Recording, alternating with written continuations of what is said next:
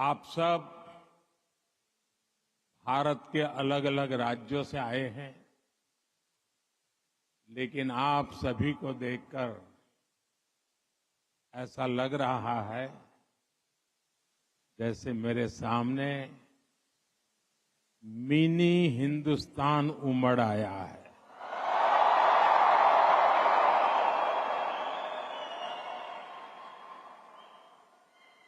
यहां पर north, south, east, waste, हर क्षेत्र के अलग अलग भाषा बोली बोलने वाले लोग मेरे सामने नजर आ रहे हैं, लेकिन सबके दिल में एक ही गुंज है।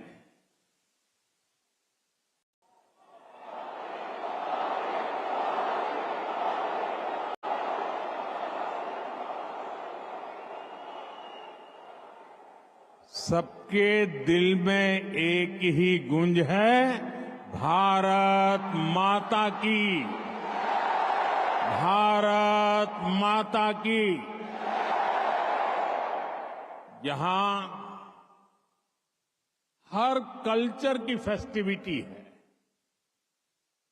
अभी आप क्रिसमस और न्यू ईयर की तैयारी कर रहे हैं, फिर पोंगल आने वाला है, मकर संक्रांति हो, लोहड़ी हो, बिहू हो, ऐसे अनेक त्योहार बहुत दूर नहीं है। मैं आप सभी को क्रिसमस की, न्यू ईयर की और देश के कोने कोने में मनाए जाने वाले सभी त्योहारों की बहुत बहुत शुभकामनाएं देता हूं।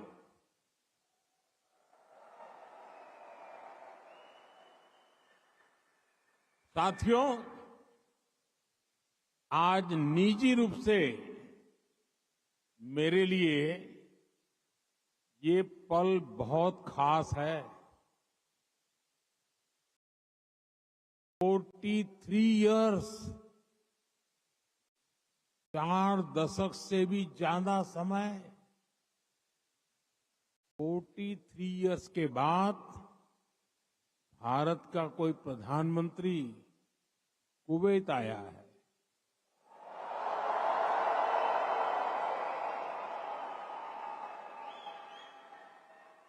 आपको हिंदुस्तान से यहां आना है तो 4 घंटे लगते हैं, प्रधानमंत्री को 4 दशक लग गए।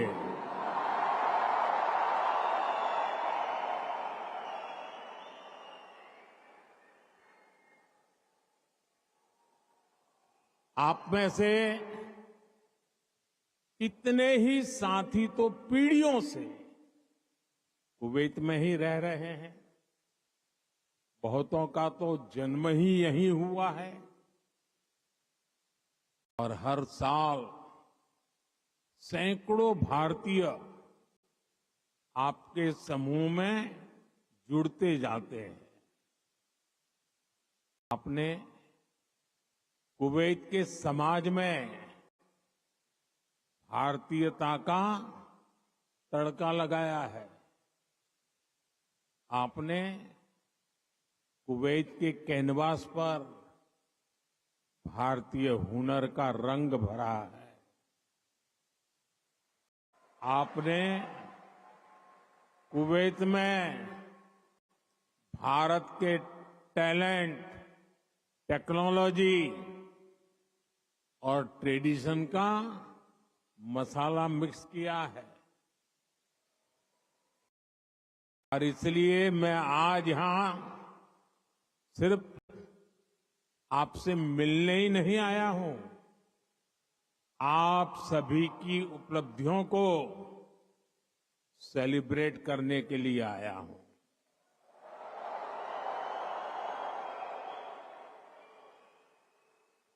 साथियों, थोड़ी देर पहले ही मेरी यहां काम करने वाले भारतीय श्रमिकों, प्रोफेशनल से मुलाकात हुई है।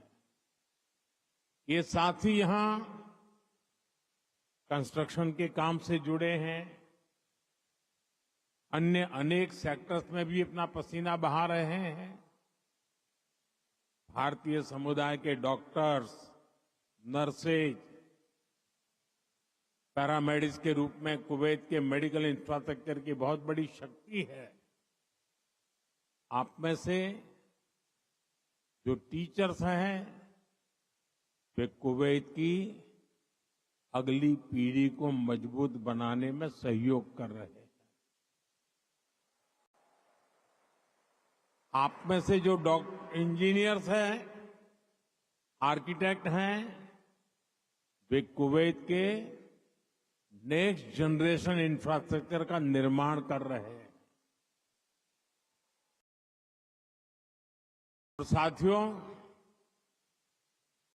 जब भी मैं कुवैत की लीडरशिप से बात करता हूं, तो वो आप सभी की बहुत प्रशंसा करते हैं।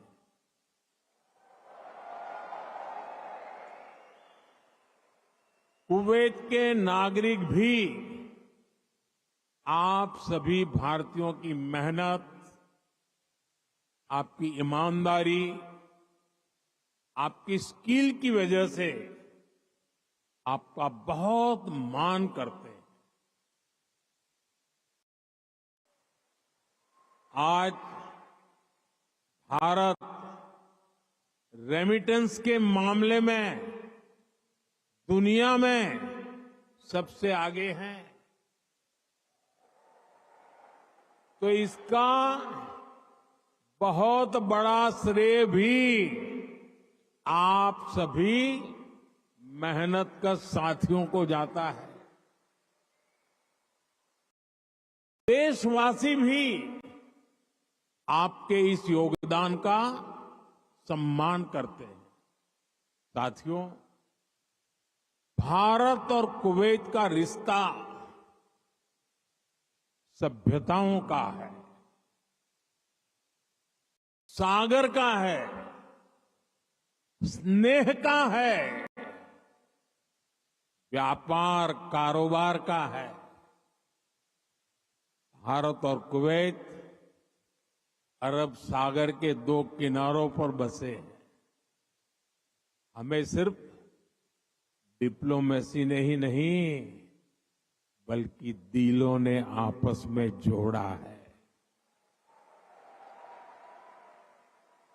हमारा वर्तमान ही नहीं, बल्कि हमारा अतीत भी हमें जोड़ता है।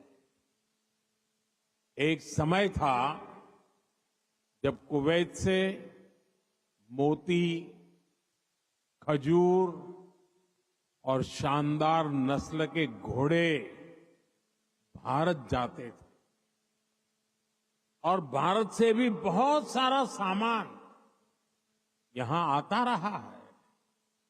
भारत के चावल, भारत की चाय, भारत के मसाले, कपड़े, लकड़ी यहां आती थी। भारत की टीकवुड से बनी नौकाओं में सवार होकर कुवैत के नाविक लंबी यात्राएं करते थे। कुवैत के मोती भारत के लिए किसी हीरे से कम नहीं रहे हैं। आज भारत की ज्वेलरी की पूरी दुनिया में धूम है, तो उसमें कुवैत के मोतियों का भी योगदान है। गुजरात में तो हम बड़े बुजुर्गों से सुनते आए हैं कि पिछली शताब्दियों में कुवैत से कैसे लोगों का, व्यापारी कारोबारियों का आना जाना रहता था। खासतौर पर 19वीं सेंचुरी में ही कुवैत से व्यापारी सूरत आने लगे थे, तब सूरत कुवैत के मोतियों के लिए इंटरनेशनल मार्केट हुआ करता था। सूरत हो, पोरबंदर हो, वेरावल हो, गुजरात के बंदरगाह इन पुराने संबंधों के साक्षी है। कुवैती व्यापारियों ने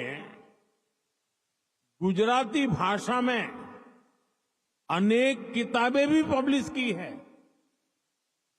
गुजरात के बाद कुवैत के व्यापारियों ने मुंबई और दूसरे बाजारों में भी उन्होंने अलग पहचान बनाई थी।